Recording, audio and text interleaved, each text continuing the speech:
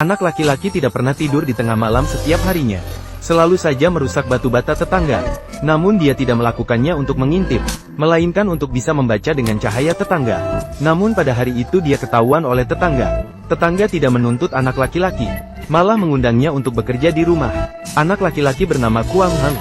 Sejak kecil hidup dalam kemiskinan. Karena ayahnya meninggal saat ia masih kecil. Ibunya sering sakit dan terbaring di tempat tidur. Sejak kecil sudah mengemban tanggung jawab keluarga. Setiap hari dia harus pergi ke gunung untuk menebang kayu jam 2:30, lalu pergi ke sekolah. Namun dia tergelincir di jalan. Jatuhnya cukup parah.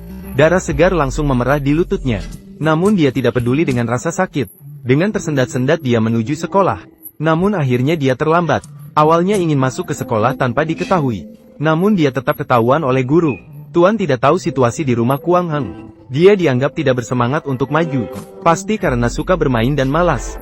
Itulah mengapa dia selalu terlambat setiap hari. Agar dia belajar dari kesalahannya. Tuan mengambil penggaris untuk memperingatkan Kuang Heng. Kali ini diampuni. Lain kali, 100 lagi.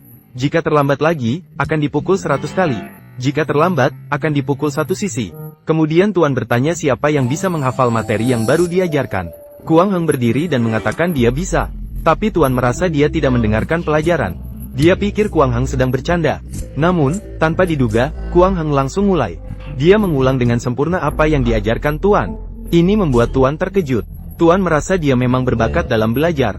Jadi setelah pulang sekolah, Tuan mencari Kuang Heng. Namun, dia menemukan Kuang Heng sedang berlatih kaligrafi.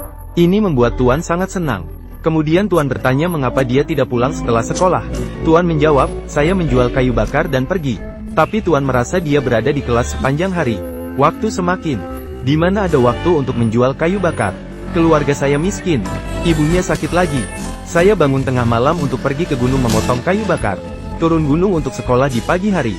Setelah selesai sekolah, kemudian menjual kayu bakar ini. Guru merasa sangat bersalah setelah mendengarnya. Barulah dia tahu bahwa dia salah menyalahkan Kuang Heng. Agar dia bisa belajar dengan baik, guru segera membeli kayu bakarnya. Namun keesokan harinya, Kuang Heng menemui guru. Mengatakan bahwa kondisi ibunya semakin parah. Dan membutuhkan seseorang untuk merawat di rumah. Ditambah dengan tidak mampu membayar uang sekolah sendiri. Namun guru memberitahu Kuang Heng. Belajar tidak hanya bisa dilakukan di sekolah. Membaca bisa dilakukan di mana saja. Kuang Heng berterima kasih setelah itu. Dia langsung pergi dari sekolah. Kemudian Kuang Heng kembali ke rumah. Berbaring di atas tempat tidur sambil berguling-guling. Selalu teringat ajaran dari guru di pikirannya. Maka dia segera mengenakan pakaian. Kemudian menyalakan lilin di atas meja.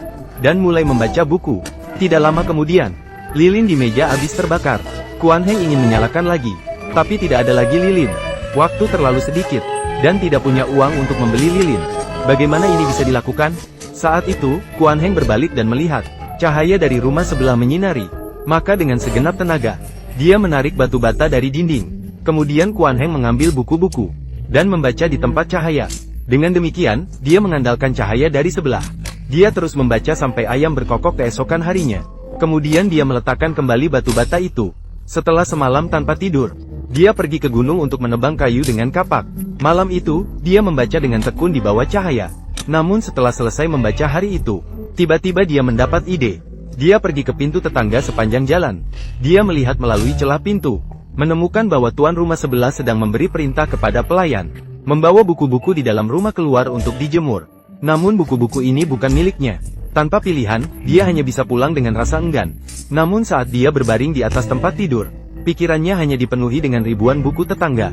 Dengan hati yang penuh ketidakpuasan, kali ini dia langsung mendorong pintu besar tetangga. Kemudian dia langsung menuju ribuan buku tersebut. Namun saat hendak mengambil buku, dia ketahuan oleh kepala rumah tangga. Dari mana datangnya anak kecil ini? Berani mencuri buku. Bahkan tidak memperhatikan di mana dia berada. Untungnya tuan rumah, Wang Yuanwei datang dan menghentikan kepala rumah tangga. Kemudian Wang Yuanwei mendatangi Kuan Heng. Dan bertanya mengapa dia mencuri buku. Namun Kuan Heng menjelaskan bahwa dia hanya ingin melihat-lihat. Namun kepala rumah tangga menghina dia sebagai orang miskin yang tidak pantas membaca buku. Hal ini membuat Kuan Heng sangat marah. Tanpa bisa menahan diri, dia membalas. Apa masalahnya jika saya miskin? Seorang pria baik mungkin miskin. Orang jujur mungkin tinggal di lorong sempit. Makan sekali, minum sekali. Orang juga tidak bisa menahan kekhawatiran itu. Kembali juga tidak mengubah kebahagiaannya. Tuan melihat Kuang Heng masih muda. Maka dia tidak mempermasalahkannya. Malah membiarkan Kuang Heng pergi. Namun Kuang Heng memberitahu Tuan, rumahnya berada di sebelah rumah Tuan. Karena keluarganya miskin, ingin mencari pekerjaan di rumah Tuan. Tuan melihat Kuang Heng begitu bijaksana, maka dia setuju untuk membiarkan Kuang Heng tinggal. Saat ini menyalah hati kecil, dan meninggalkan ucapan semoga diberkati oleh pejabat surga. Semoga kekayaan dan kemakmuran menghampiri di hari-hari mendatang. Dan Kuang Heng juga sangat bijaksana. Setiap hari bekerja dengan tekun selama 10 jam.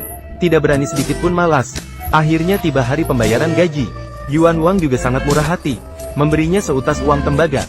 Namun Kuang Heng tidak tergerak, malah memperhatikan buku-buku di tangan Tuan Wang. Hal ini membuat Tuan Wang mengira dia merasa uangnya sedikit. Kuang Heng segera menegaskan, gaji bisa diberikan lebih sedikit. Dia senang untuk membersihkan ruang bacaan Tuan. Satu-satunya harapannya adalah mencintai membaca. Harapannya Tuan bisa meminjamkan buku untuk dibaca. Setelah mendengar, Tuan menyatakan akan mempertimbangkannya. Kemudian Tuan memerintahkan Kuan Heng mengambil buku favoritnya, Zuo Zuan, dari rak buku. Sayangnya, Kuan Heng terlalu pendek, tanpa sengaja menjatuhkan buku ke lantai. Buku itu hancur berkeping-keping.